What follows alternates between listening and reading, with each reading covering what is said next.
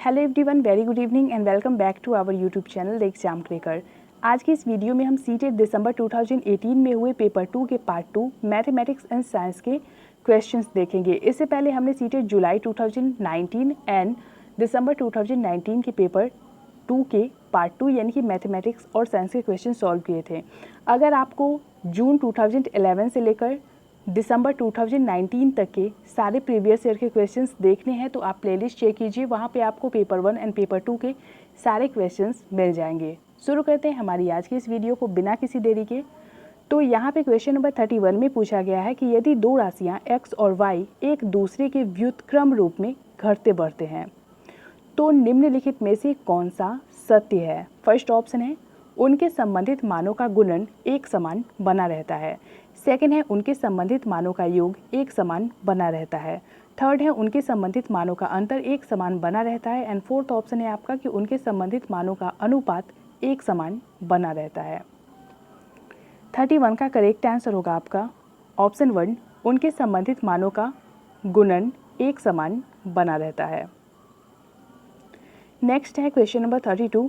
दिया गया है 7y × 6 = ट्रिपल y, तब y का मान है। फर्स्ट ऑप्शन है 6, second 4, third 2 and fourth option है 8। 32 का करेक्ट आंसर होगा आपका ऑप्शन 2, 4। नेक्स्ट है क्वेश्चन नंबर 33। 700 मीटर स्क्वायर क्षेत्रफल के एक आयताकार टैंक को भरने के लिए 140 मीटर क्यूब पानी की आवश्यकता है। टैंक में पानी के स्तर की ऊंचाई क्या होगी। फर्स्ट ऑप्शन है 20 centimetre, second 30 centimetre, third 40 centimetre and fourth 10 centimetre. Correct होगा 33 का आपका ऑप्शन 1, 20 सेंटीमीटर। नेक्स्ट है क्वेश्चन नंबर 34। निम्नलिखित में से मुद्रा के योग का कौशल पढ़ाने के लिए सबसे उपयुक्त रणनीति कौन सी है। फर्स्ट ऑप्शन है रोल प्ले, सेकंड मॉडलों का प्रयोग, थर्ड बहुत सारी समस्याएं प्रश्न हल करना एंड फोर्थ ऑप्शन है आईसीटी का उपयोग। तो मुद्रा के योग का कौशल पढ़ाने के लिए जो सबसे उपयुक्त रणनीति होगी वो कौन सी होगी। 34 का करेक्ट आंसर होगा आपका ऑप्शन 1, रोल प्ले। अगला क्वेश्चन है क्वेश्चन नंबर 35। अपनी कक्षा में गुणा की अवधारणा को पढ़ाने के बाद एक शिक्षक ने अपने बच्चों से 48 को 4 से गुणा करने को कहा। उनके छात्रों में से एक ने इसे मौखिक रूप से हल किया। 48 को 4 से गुणा करने के लिए हम पहले 48 में 48 जोड़ते हैं जिससे 96 बनता है और फिर 96 और जोड़ते हैं तो 192 बनता है। इस प्रकार उत्तर 192 है। गुणा की उसकी रणनीति के बारे में आप क्या कह सकते हैं। फर्स्ट ऑप्शन है उसे गुणा की अवधारणा समझ में नहीं आई है। सेकंड है दी गई समस्या एक गुणा समस्या है और योग की समस्या नहीं है। थर्ड ऑप्शन है उसने गुणा को बार बार योग के रूप में समझा है। एंड फोर्थ ऑप्शन है बच्चे ने गुणा करने के लिए गलत विधि का उपयोग किया। संख्याओं को गुणा करने के लिए उसे स्थानीय मान एल्गोरिदम का उपयोग करना चाहिए। 35 का करेक्ट आंसर होगा आपका ऑप्शन 3, उसे गुणा को बार बार योग के रूप में समझा है। क्वेश्चन नंबर 36 है बच्चों को समय की अवधारणा को प्रस्तावित करने के लिए प्रारंभिक गतिविधि के रूप में निम्नलिखित में से कौन सी की जानी चाहिए। तो इन चारों गतिविधियों में कौन सी करनी चाहिए। फर्स्ट है बच्चों को पढ़ाना कि घड़ी में समय को कैसे पढ़ा जाए। सेकंड है बच्चों को पढ़ाना कि बीते हुए समय की गणना कैसे करें। थर्ड है विभिन्न इकाइयों में समय का रूपांतरण करना एंड फोर्थ ऑप्शन है समय से संबंधित वाक्यांशों के साथ पूर्व अनुभवों के बारे में चर्चा करना। 36 का करेक्ट आंसर होगा आपका ऑप्शन 4, समय से संबंधित वाक्यांशों के साथ पूर्व अनुभवों के बारे में चर्चा करना। आगे देखेंगे हम क्वेश्चन नंबर 37। निम्नलिखित में से कौन सा मूल्यांकन का उद्देश्य नहीं है। ए, छात्र के विकास की निगरानी करना, बी, निर्देशक निर्णय लेना, सी, पाठ्यक्रम की प्रभावशीलता का मूल्यांकन करना, डी, प्रदर्शन के आधार पर बच्चों की रैंकिंग करना। नीचे दिए गए कूट का प्रयोग कर सही उत्तर चुनिए। फर्स्ट ऑप्शन है D, second B, third C and fourth option है आपका ए। 37 का करेक्ट आंसर होगा आपका ऑप्शन ए यानी कि डी। आगे हम देखेंगे क्वेश्चन नंबर 38। उच्च प्राथमिक स्तर पर गणित पढ़ाने के लिए निम्नलिखित में से कौन सी विधि सबसे उपयुक्त है। तो उच्च प्राथमिक स्तर पर गणित पढ़ाने के लिए जो विधि सबसे बेस्ट है, सबसे अच्छी है, वो कौन सी है। फर्स्ट है व्याख्यान विधि, सेकंड गतिविधि आधारित अधिगम, थर्ड समस्या समाधान विधि एंड फोर्थ ऑप्शन है प्रदर्शन विधि। 38 का करेक्ट आंसर होगा आपका ऑप्शन बी, गतिविधि आधारित अधिगम। अगला क्वेश्चन है आपका क्वेश्चन नंबर 39। उच्च प्राथमिक स्तर पर गणित अधिगम के लिए निम्नलिखित में से कौन सा सबसे अधिक आवश्यक है। फर्स्ट ऑप्शन है किसी समस्या को हल करने के विभिन्न तरीकों की खोज करना, सेकंड है सभी सूत्रों को याद करना, थर्ड है शिक्षक बोर्ड पर जो लिखते हैं उसका सही ढंग से नकल करना एंड फोर्थ ऑप्शन है एक समस्या को कई बार हल करना। तो उच्च प्राथमिक स्तर पर गणित अधिगम के लिए इन चारों ऑप्शंस में से जो सबसे अधिक आवश्यक है वो है आपका ऑप्शन 1, यानी कि किसी समस्या को हल करने के विभिन्न तरीकों की खोज करना। आगे देखेंगे क्वेश्चन नंबर 40। उच्च प्राथमिक स्तर पर गणित की कक्षा में उपयोग होने वाली पूछताछ की रणनीति। फर्स्ट ऑप्शन है कक्षा को कोलाहलपूर्ण बनाती है क्योंकि बच्चे बहुत ज़्यादा बात करेंगे, सेकंड है बच्चों के बीच तनाव पैदा कर सकती है और उन्हें शिक्षक के अधिकार को स्वीकार करने के लिए मजबूर कर सकती है, थर्ड ऑप्शन दिया गया है आपको कि बच्चों को उनके विचार या समझ व्यक्त करने और आलोचनात्मक रूप से सोचने में मदद करती है, फोर्थ ऑप्शन है को हतोत्साहित करना चाहिए क्योंकि यह उस बच्चे को नीचा दिखाती है जो उत्तर देने में असमर्थ है। 40 का करेक्ट आंसर होगा आपका ऑप्शन 3। उच्च प्राथमिक स्तर पर गणित की कक्षा में उपयोग होने वाली पूछताछ की रणनीति बच्चों को उनके विचार या समझ व्यक्त करने और आलोचनात्मक रूप से सोचने में मदद करती है। अगला क्वेश्चन देखेंगे क्वेश्चन नंबर 41। एक शिक्षक ने कक्षा 8 के बच्चों को क्षेत्रफल मापन सिखाया है, लेकिन उनके कई छात्र क्षेत्रफल और आयतन की विभिन्न इकाइयों के उपयोग के बीच उलझन में हैं। बच्चों के इस तरह के भ्रम का कारण क्या हो सकता है। फर्स्ट ऑप्शन है बच्चों ने विभिन्न इकाइयों को याद नहीं किया है, सेकंड ऑप्शन है अलग अलग इकाइयों को उनके दैनिक जीवन से संबंधित किए बिना सभी को एक साथ बताया गया है, थर्ड ऑप्शन है आपका कि कक्षा 8 के विद्यार्थी के लिए क्षेत्रफल मापन की अवधारणा एक कठिन विषय है एंड फोर्थ ऑप्शन है बच्चों को क्षेत्रफल की इकाइयों का उपयोग नहीं आता था। तो एक शिक्षक ने जो कि कक्षा 8 के छात्रों को क्षेत्रफल मापन सिखाए हैं, लेकिन उनके कई छात्र ऐसे हैं जो कि क्षेत्रफल और आयतन की विभिन्न इकाइयों के उपयोग के बीच उलझन में हैं, यानी कि वो अंतर नहीं कर पा रहे हैं। तो उनके ये जो भ्रम हो रहा है उनको, इसका क्या रीजन है, क्या कारण है। 41 का करेक्ट आंसर होगा आपका ऑप्शन 2, अलग अलग इकाइयों को उनके दैनिक जीवन से संबंधित किए बिना सभी को एक साथ बताया गया है। अगला क्वेश्चन है आपका क्वेश्चन नंबर 42। कक्षा में गणितीय वार्तालाप को प्रोत्साहित करने का सबसे उपयुक्त उद्देश्य निम्नलिखित में से कौन सा हो सकता है। फर्स्ट ऑप्शन है गणित से डरने वाले बच्चों को कक्षा में आपस में बातचीत करने यानी कि अंतःक्रिया में सक्षम होना चाहिए, सेकंड है गणित के विषयों के बारे में कक्षा में बहस आयोजित होनी चाहिए, थर्ड है बच्चों को गणित की कक्षा में प्रमेय और सूत्रों के वाचन में सक्षम होना चाहिए एंड फोर्थ ऑप्शन है आपका कि गणितीय विवरणों के बारे में बात करते हुए और उनका उपयोग करते समय बच्चों को एक सटीक भाषा का उपयोग करने में सक्षम होना चाहिए। तो कक्षा में गणितीय वार्तालाप को प्रोत्साहित करने का जो सबसे उपयुक्त उद्देश्य हो सकता है वो क्या हो सकता है इन चारों ऑप्शंस में से। 42 का करेक्ट आंसर होगा आपका ऑप्शन 4, गणितीय विवरणों के बारे में बात करते हुए और उनका उपयोग करते समय बच्चों को एक सटीक भाषा का उपयोग करने में सक्षम होना चाहिए। क्वेश्चन नंबर 43 देखेंगे।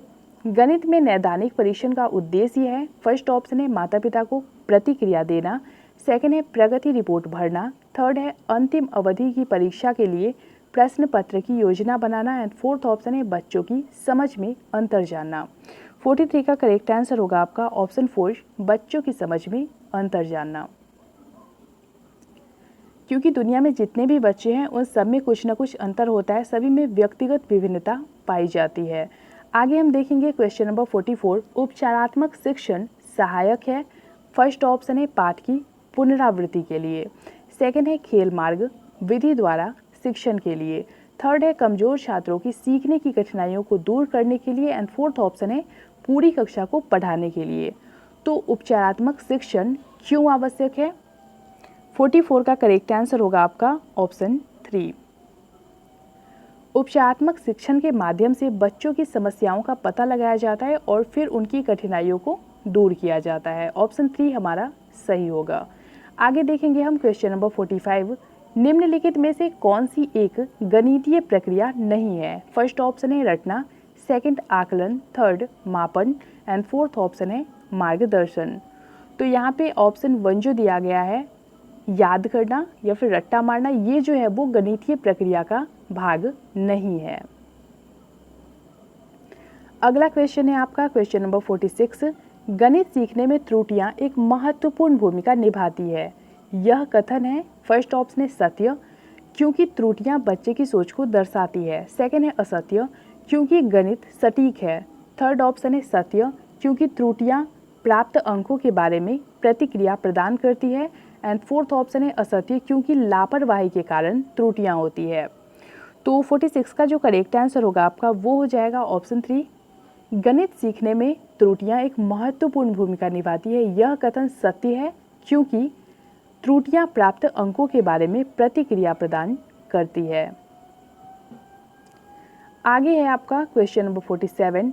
आकार पढ़ाते समय एक शिक्षक ऐतिहासिक स्थानों की यात्रा की योजना बना सकता है, क्योंकि ए अवकाश समय प्रदान करने की आवश्यकता है, क्योंकि अधिकांश पाठ्यक्रम समय पर पूरा हो चुका है, बी यह संचार कौशल में सुधार करने का अवसर होगा, सी आकार हर वास्तुकला का एक अभिन्न हिस्सा है और इस तरह की यात्राएं विषयों के संबंध को प्रोत्साहित करती है, डी शिक्षा बोर्ड द्वारा फील्ड ट्रिप की सिफारिश की जाती है, इसलिए इसका आयोजन अवश्य किया जाना चाहिए। नीचे दिए गए कोड का प्रयोग कर सही उत्तर चुनिए। फर्स्ट ऑप्शन है आपका C, second B and C, third A C and D and fourth option है ए और बी। 47 का करेक्ट आंसर 47 का करेक्ट आंसर होगा आपका ऑप्शन 1 सी। आगे देखेंगे हम क्वेश्चन नंबर 48।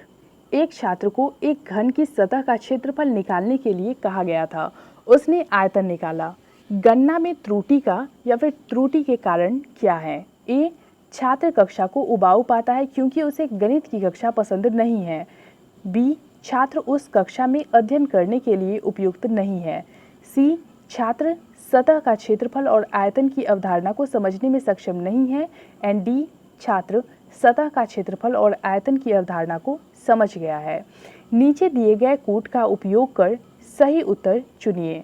फर्स्ट ऑप्शन है आपका B and C, second D, third A and B and fourth option है सी।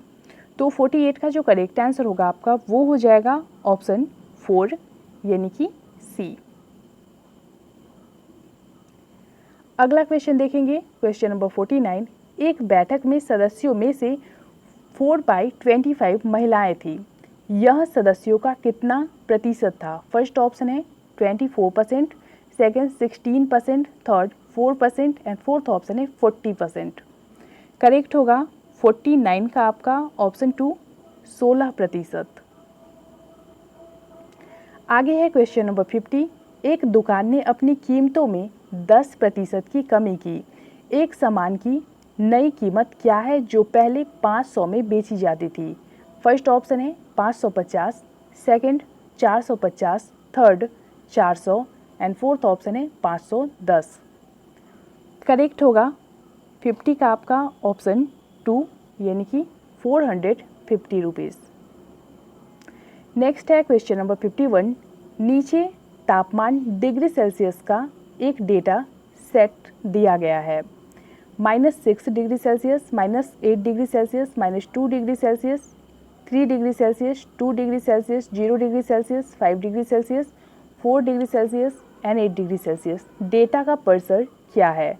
फर्स्ट ऑप्शन है 16 degree Celsius, second 18 degree Celsius, third 10 degree Celsius and fourth option है 0 डिग्री सेल्सियस।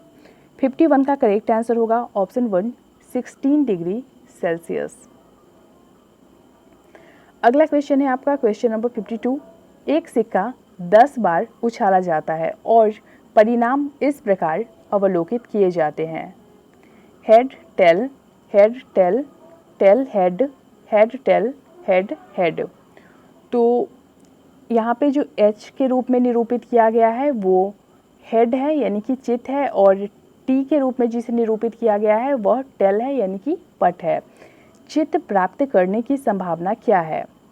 फर्स्ट ऑप्शन है 4/5, second 2/5, third 1/5 and fourth option है 3/5।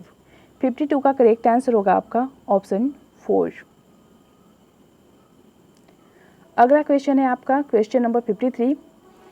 संख्यात्मक व्यंजक 3/7 plus -7/8 equal to 25/56 दिखाता है कि फर्स्ट ऑप्शन है परिमेय संख्याएं व्यवकलन के अंतर्गत समृद्ध होती है, सेकंड है परिमेय संख्याएं गुणन के अंतर्गत समृद्ध होती है, थर्ड है परिमेय संख्याएं विभाजन के अंतर्गत समृद्ध होती है एंड फोर्थ ऑप्शन है आपका कि परिमेय संख्याएं योग के अंतर्गत समृद्ध होती है। 53 का करेक्ट आंसर होगा आपका ऑप्शन 4, परिमेय संख्याएं योग के अंतर्गत समृद्ध होती है। क्वेश्चन नंबर 54 देखेंगे। निम्नलिखित 3D आकृतियों में से किस में शीर्ष नहीं होता है? फर्स्ट ऑप्शन है प्रिज्म, सेकंड शंकु, थर्ड गोला एंड फोर्थ ऑप्शन है पिरामिड। 54 का करेक्ट आंसर होगा आपका ऑप्शन 3 गोला। क्वेश्चन नंबर 55 है आपका। यदि 5/7 पे power 5 into 5/7 power -3 equal to 5/7 power 5x - 2 है तो x क्या होगा? फर्स्ट है 2/5, second 3/5, third 4/5 and fourth option है 1/5।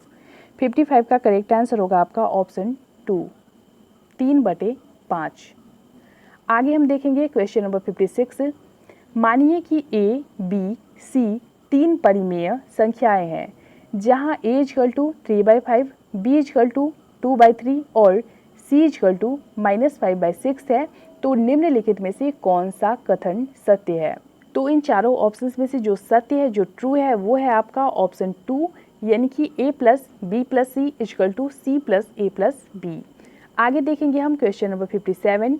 ज्यामितीय निरूपण जो पूरे और उसके अंश के बीच संबंध दिखाता है वह है फर्स्ट ऑप्शन है पाई चार्ट, सेकंड दंड आरेख, थर्ड चित्रलेख एंड फोर्थ ऑप्शन है हिस्टोग्राम। 57 का करेक्ट आंसर होगा option 1 pie chart. Question number 58 में पूछा गया आपसे कि यदि q एक प्राकृतिक संख्या p का वर्ग है तो p है फर्स्ट ऑप्शन है q का वर्गमूल, सेकंड q के बराबर, थर्ड q से बड़ा एंड फोर्थ ऑप्शन है q का वर्ग। 58 का करेक्ट आंसर होगा आपका ऑप्शन 1 q का वर्गमूल। Question number 59। √91 प्लस √70 प्लस √121 का मान है फर्स्ट ऑप्शन है 10, second 11, third 12 and fourth option है 9। 59 का करेक्ट आंसर होगा ऑप्शन 1। क्वेश्चन नंबर 60 में पूछा गया आपसे कि एक पार्क में 784 पौधे व्यवस्थित किए जाते हैं ताकि पंक्ति में पौधे की संख्या व्यक्तियों की संख्या के समान ही हो। प्रत्येक पंक्ति में पौधे की संख्या है फर्स्ट ऑप्शन है 28, second 38, third 48 and fourth option है 18। 60 का करेक्ट आंसर होगा आपका ऑप्शन 1 28।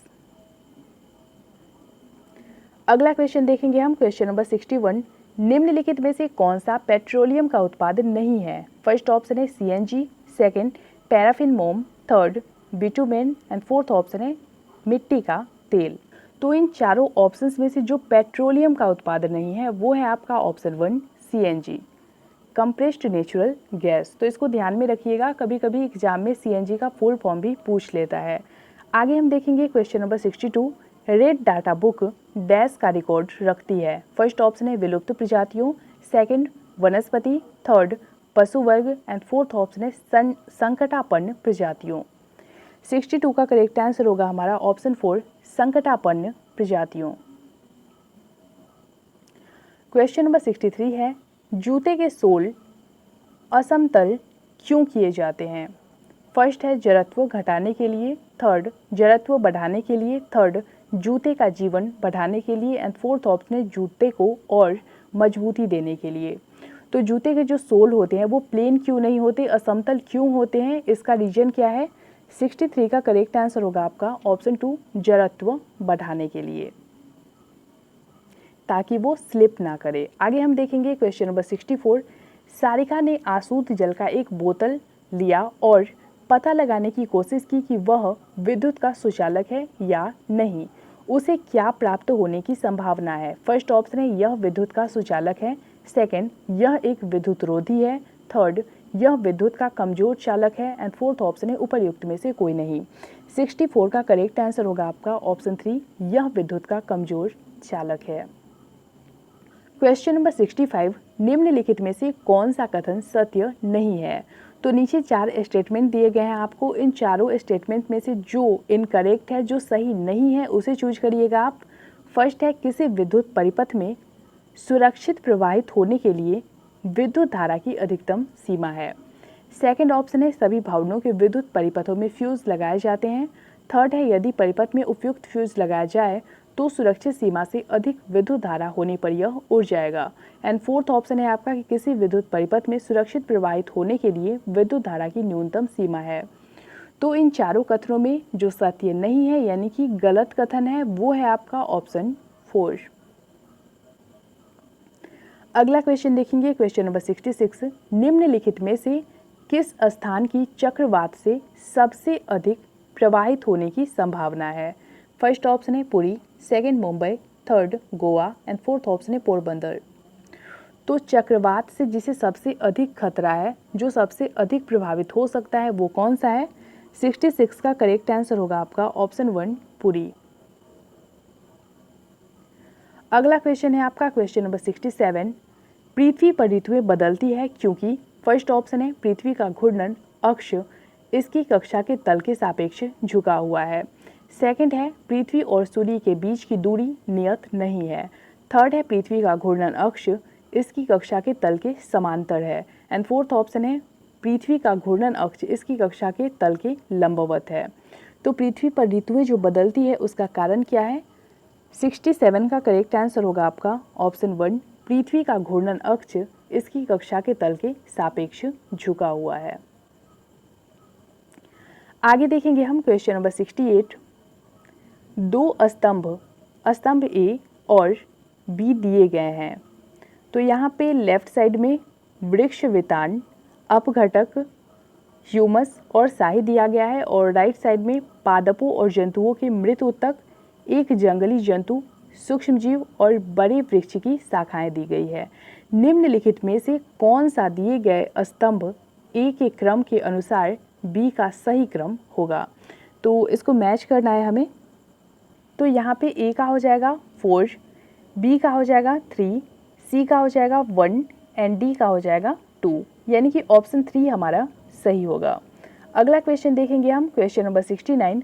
विज्ञान में रचनात्मक आकलन क्यों महत्वपूर्ण है? फर्स्ट ऑप्शन है यह विद्यार्थियों में वैज्ञानिक दृष्टिकोण के विकास में सहायक है। सेकंड है यह निदानात्मक है। थर्ड यह विज्ञान को अच्छी प्रकार से समझने में सहायक है। एंड फोर्थ ऑप्शन है यह लेना आसान है।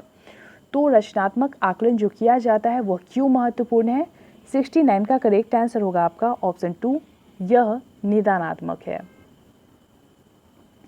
अगला क्वेश्चन है आपका क्वेश्चन नंबर 70।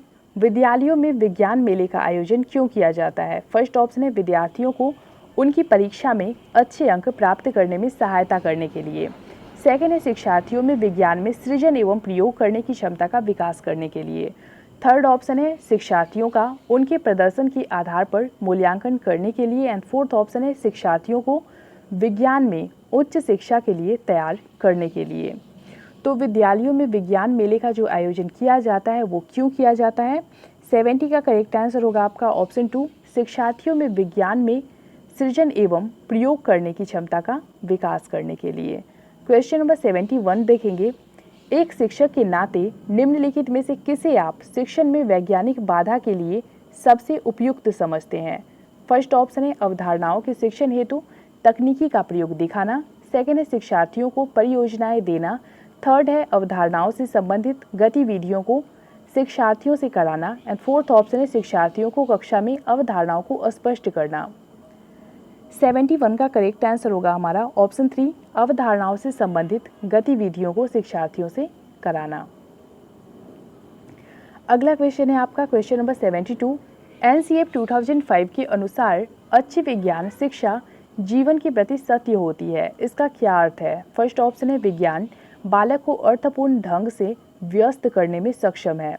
सेकंड है विज्ञान बालक को वैज्ञानिक ज्ञान अर्जित करने की प्रक्रियाओं को सीखने लायक बनाए। थर्ड है विज्ञान आसान जीवन व्यतीत करने में सहायक हो। एंड फोर्थ ऑप्शन है विज्ञान बालक को कार्य की दुनिया में प्रवेश हेतु तैयार करे। तो एनसीएफ 2005 के अनुसार अच्छी विज्ञान शिक्षा जीवन के प्रति सत्य होती है, इसका क्या अर्थ है, क्या पर्याय है इसका? 72 का करेक्ट आंसर होगा हमारा ऑप्शन 3, विज्ञान आसान जीवन व्यतीत करने में सहायक हो। आगे देखेंगे हम क्वेश्चन नंबर 73। निम्नलिखित में से कौन सा वैज्ञानिक दृष्टिकोण का गुण नहीं है? तो यहाँ पे आपको 4 ऑप्शंस दिए गए हैं, जो कि इसमें 3 जो है वो वैज्ञानिक दृष्टिकोण के गुण है और 1 नहीं है। फर्स्ट ऑप्शन है अधिक सीखने की उत्सुकता। सेकंड, समस्याओं के प्रति व्यवहार में वस्तुनिष्ठता। थर्ड, कठिन कार्य। एंड फोर्थ ऑप्शन है खुला मस्तिष्क। 73 का करेक्ट आंसर होगा आपका ऑप्शन 3, कठिन कार्य। क्वेश्चन नंबर 74 है, हरी कक्षा 6 के विद्यार्थियों को घूर्णन गति पढ़ाना चाहता है, निम्नलिखित में से कौन सी सबसे अच्छी विद्या होगी? फर्स्ट ऑप्शन है गतिविधि आधारित शिक्षण। सेकंड, उदाहरण देना। थर्ड, प्रदर्शन। एंड फोर्थ ऑप्शन है चर्चा। तो कक्षा 6 के विद्यार्थियों को घूर्णन गति पढ़ाने के लिए जो विधि सबसे बेस्ट रहेगी, जो सबसे अच्छी होगी, वो होगी ऑप्शन 1, गतिविधि आधारित शिक्षण। क्वेश्चन नंबर 75 है, निम्नलिखित में से कौन सा विज्ञान अधिगम का एक महत्वपूर्ण उद्देश्य है? फर्स्ट ऑप्शन है विज्ञान की विषय वस्तु की जानकारी एकत्रित करना। सेकंड है अध्ययनकर्ताओं में ईमानदारी, अखंडता और सहयोग के मूल्यों की प्राप्ति। थर्ड है अपने सहपाठियों को विज्ञान का ज्ञान अर्जित करने में सहायता करना। एंड फोर्थ ऑप्शन है विज्ञान का ज्ञान अर्जित करना। 75 का करेक्ट आंसर होगा आपका ऑप्शन 2, अध्ययनकर्ताओं में ईमानदारी, अखंडता और सहयोग के मूल्यों की प्राप्ति। आगे देखेंगे क्वेश्चन नंबर 76। विज्ञान के मूल्यांकन में सतत और समग्र मूल्यांकन का अर्थ है। फर्स्ट ऑप्शन है अधिक आवर्ती जांच एवं परीक्षा। सेकंड है अधिगम के आकलन हेतु सामान्य गतिविधियां और अभ्यास। थर्ड है विज्ञान के सभी पहलुओं का मूल्यांकन। एंड फोर्थ ऑप्शन है अंतिम एवं रचनात्मक मूल्यांकन। 76 का करेक्ट आंसर होगा हमारा ऑप्शन 2, अधिगम के आकलन हेतु सामान्य गतिविधियां और अभ्यास। अगला क्वेश्चन है आपका क्वेश्चन नंबर 77। निम्नलिखित में से कौन सा समस्या समाधान विधि का एक चरण नहीं है? फर्स्ट ऑप्शन है समाधान का प्रयास करना। सेकंड, निष्कर्ष निकालना। थर्ड, अवलोकन। एंड फोर्थ ऑप्शन है स्थिति की कल्पना करना। तो समस्या समाधान विधि का एक चरण जो नहीं है इन चारों ऑप्शंस में से, वो है आपका ऑप्शन 3, अवलोकन। ऑब्जर्वेशन जो है वो समस्या समाधान विधि का एक चरण नहीं है। अगला क्वेश्चन देखेंगे हम क्वेश्चन नंबर 78। निम्नलिखित में से कौन सा विज्ञान में अनुरूपता विधि का एक चरण है? फर्स्ट है अमूर्तता का प्रस्तुतिकरण। सेकंड है अवधारणाओं को एक दूसरे से जोड़ना। थर्ड, उपयोग। एंड फोर्थ ऑप्शन है समानताओं का चित्रण। 78 का करेक्ट आंसर होगा आपका ऑप्शन 4, समानताओं का चित्रण। अगला क्वेश्चन है आपका क्वेश्चन नंबर 79। संसार में पाए जाने वाले सबसे लंबे सर्प है। फर्स्ट ऑप्शन है एनाकोंडा। सेकंड, बोआ। थर्ड, जालीदार अजगर। एंड फोर्थ ऑप्शन है वाइपर। 79 का करेक्ट आंसर होगा आपका ऑप्शन 3, जालीदार अजगर। क्वेश्चन नंबर 80 है आपका, विश्व भर में लोगों द्वारा योग किया जाता है क्योंकि फर्स्ट ऑप्शन है यह लोगों को स्वस्थ रखता है। सेकंड है यह भूख बढ़ाता है। थर्ड, यह खुशियाँ लाता है। एंड फोर्थ ऑप्शन है यह एक आसान व्यायाम है।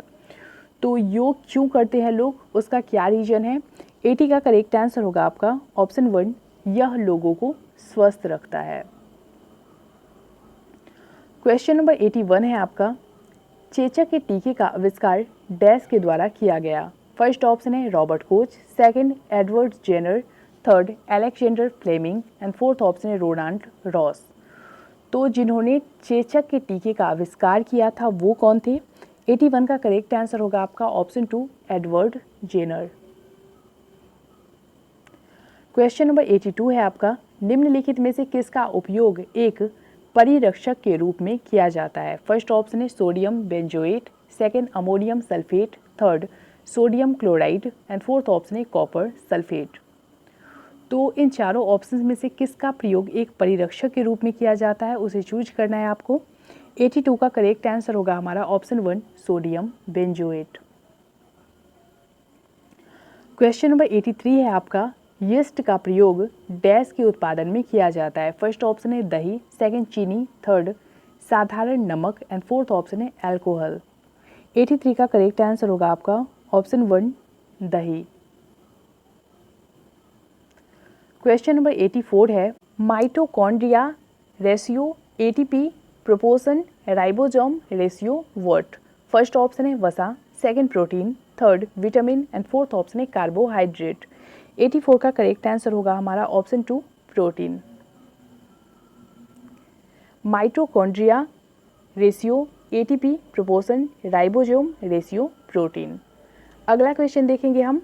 क्वेश्चन नंबर 85, यदि एक सरल लोलक की आवृत्ति 2 हर्ट्ज हो तो यह 16 सेकेंड में कितने दोलन पूरे करेगा? फर्स्ट ऑप्शन है 16, second 32, third 64 and fourth option है 8। 85 का करेक्ट आंसर होगा आपका ऑप्शन 2 यानी कि 32। क्वेश्चन नंबर 86 में पूछा गया आपसे कि निम्नलिखित में से कौन सी धातु वायु में रखने पर जल उठती है? फर्स्ट ऑप्शन है मैग्नीशियम, सेकंड जस्ता यानी कि zinc, third aluminium and fourth option है सोडियम। तो इन चारों ऑप्शंस में से कौन सी है जो वायु में रखने पर जल उठती है? करेक्ट होगा 86 का आपका ऑप्शन 4 यानी कि सोडियम। क्वेश्चन नंबर 87 है, मैग्नीशियम हाइड्रोक्साइड MgOH2 का उपयोग डैश के रूप में किया जाता है? फर्स्ट है अपक्षय कारक, सेकंड प्रति अम्ल, थर्ड किण्वन कारक एंड फोर्थ ऑप्शन है ऑक्सी कारक। तो इसका यूज क्यों किया जाता है? 87 का करेक्ट आंसर होगा आपका ऑप्शन 2 प्रति अम्ल। क्वेश्चन नंबर 88 है, निम्नलिखित में से कौन सी गैस पॉप की ध्वनि के साथ जलती है? फर्स्ट है hydrogen, second nitrogen dioxide, third sulphur dioxide and fourth option है ऑक्सीजन। तो इन चारों गैसों में से कौन सी गैस पॉप की ध्वनि के साथ जलती है? 88 का करेक्ट आंसर होगा आपका ऑप्शन 1 हाइड्रोजन। क्वेश्चन नंबर 89 है, निम्नलिखित में से कौन सा या फिर कौन से असंपर्क बल का उदाहरण है? फर्स्ट ऑप्शन है पेशीय बल, सेकंड गुरुत्वाकर्षण बल, थर्ड चुंबकीय बल एंड फोर्थ ऑप्शन है आपका 1 एंड 2 दोनों। तो क्वेश्चन नंबर 89 के ऑप्शंस रॉन्ग होने के कारण सबको इसके इक्वल मार्क्स मिल गए थे, बोनस मार्क्स मिले थे इसके, तो इसको स्किप करेंगे। आगे हम देखेंगे क्वेश्चन नंबर 90, मधुमेह रोग किस हार्मोन द्वारा नियंत्रित होता है? फर्स्ट ऑप्शन है adrenaline, second insulin, third thymosin and fourth option है थायरोक्सिन। 90 का करेक्ट आंसर होगा आपका ऑप्शन 2 इंसुलिन। तो फ्रेंड्स, इस वीडियो में हमने सीटेट दिसंबर 2018 में हुए पेपर 2 के पार्ट 2 यानी कि मैथमेटिक्स और साइंस को ऑफिशियल आंसर की के साथ देखा। आपको ये वीडियो कैसी लगी लाइक कमेंट के तो ज़रूर बताइए और शेयर भी ज़रूर करिए अपने वैसे फ्रेंड्स के साथ जो कि सीटेट की तैयारी कर रहे हों। मिलते हैं हमारे नए वीडियो में, तब तक के लिए पढ़ते रहिए, बढ़ते रहिए।